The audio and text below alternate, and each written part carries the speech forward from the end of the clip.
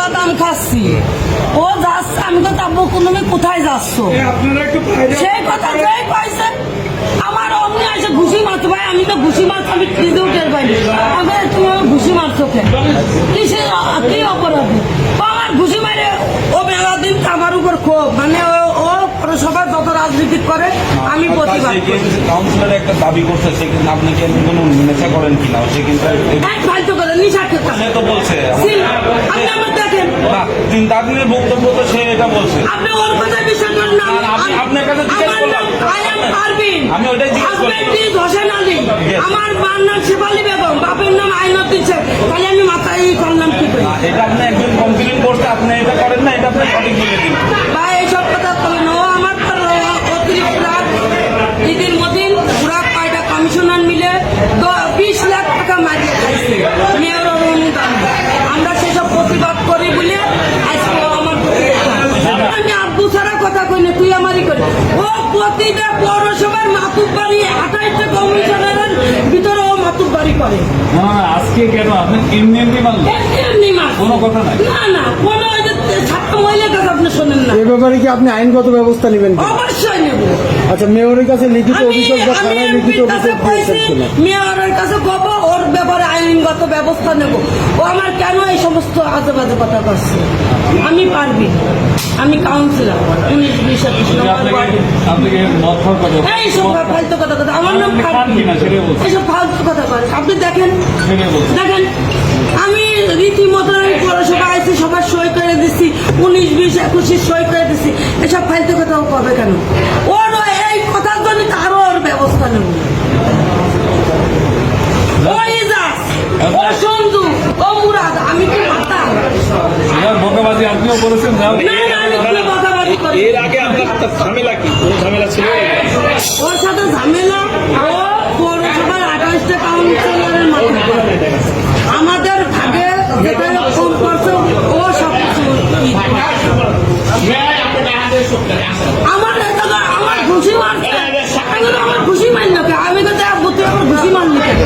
তোর আমি মা বাচ্চারা কথা কইনি। আচ্ছা ঠিক আছে। ওই যে দেখেন, এটাই আমি কি পাগল? আমি কাউন্সিলর পাগল? কে বলতে পারবেন? এরা কথা আপনি আমার ওয়ার্ড কথা বলেন। ও আমি আমার ওয়ার্ড এমপি সাহেব আমার ওই জিনিসটা ভাগ করতো, এই ভাগ কিসের ভাগ? ও হাতের ব্যাপার, আমাদের ব্যাপার, আমরা সব ব্যাপার। আমি তোর বাচ্চারা কথা কইনি, ও কেন আমার উনি হচ্ছে উনি খায় রয়েছে মদ, ওই যে মহিলা কাউন্সিলর, আপনারা মুখ শোকেন। যদি মদ খায় না থাকে, আমি এখান থেকে জুতোর মালা গলায় দিই না, চলবে। আপনি এখনই যা দেখেন, প্রতিদিন কুষ্টিয়া পৌরসভায় মদ খায় আসে, প্রতিদিন। আপনি যা দেখেন না, দেখেন এখনই যা ডোপ টেস্ট করান, যদি মদ খাওয়া রোদির রেজাল্ট না বাড়ায় টেস্টে, আমি জুতোর মালা গলায় দিয়ে কুষ্টিয়া পৌরসভাতে চলে যাবো। কুষ্টিয়া পৌরসভায় কোনোদিন আসবো না। উনি তো বলছে আপনাকে আব্বু কোথায় যাচ্ছ তাই বলেছে। এই কথা বললে কেউ কারো মারে? তাহলে এমন কি হয়েছে যে আপনি একজন পুরুষ কাউন্সিলর হিসেবে একটা মহিলা কাউন্সিলর হাঁটতেছে, এমন কি ঘটনা হলো? হ্যাঁ, আপনি কি করবেন? কিছু হবে না, সেটা ঠিক আছে, কিন্তু আপনি কি কেউ যদি আপনার মামাকে যদি বকে, তাহলে কি আপনাকে ঘটনাটা মা মাসিকে গালি দেওয়ার কারণে আপনি একজন পুরুষ হয়ে ধাক্কা মারি? ধাক্কা মারছে, উনি তো দেখা যাচ্ছে হ্যাঁ, ধাক্কা মারি। কিন্তু আমার মেয়ে মানুষ আমার বাবা না, তাইলে তো ভাই আপনি গায়ে হাত দিতে পারেন না মেয়ে মানুষ, তাই না?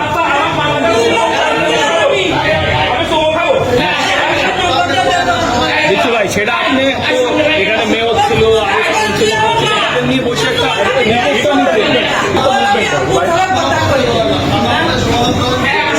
হিট অফ দ্য মুভমেন্ট বলতে ভাই কি বুঝলেন? ওটি কি অ্যাটাকিং পজিশনে ছিল কিংবা অ্যাটাকিং ব্যাপার? উনি আমাকে অ্যাটাকিং পজিশনে ছিল। উনি কি আপনাকে ধাক্কাধাক্কি করছে? আর 10টা কিনবো কেন মারলো?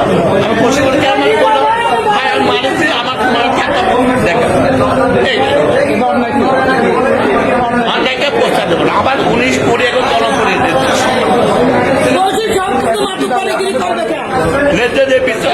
আইন আইন আইনের ভিতরে ভাই নামাজ পড়তে গেছে।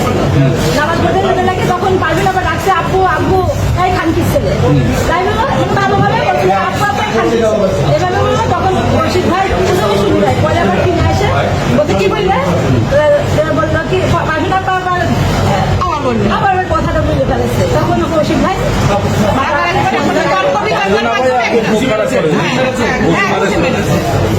একটাই মারেছে নাকি কয়েকটা মারেছে? কথা বলেছে তখন রশিদ ভাই একটু একটা প্রশ্ন, আপনার নাম কি? আমার নাম আফ্রিদা বিন কোনো আগে আপনি সাজাত নয়, নাম কি?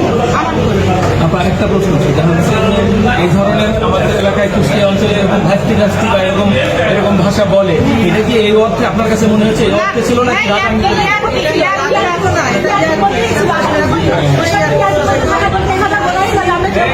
আপনাদের দাবি কি এখন? নারী হিসাবে কি? এটা হয়ে গেছে আপনাদের ব্যাপারটা এরকম। আপনাদের দাবি কি?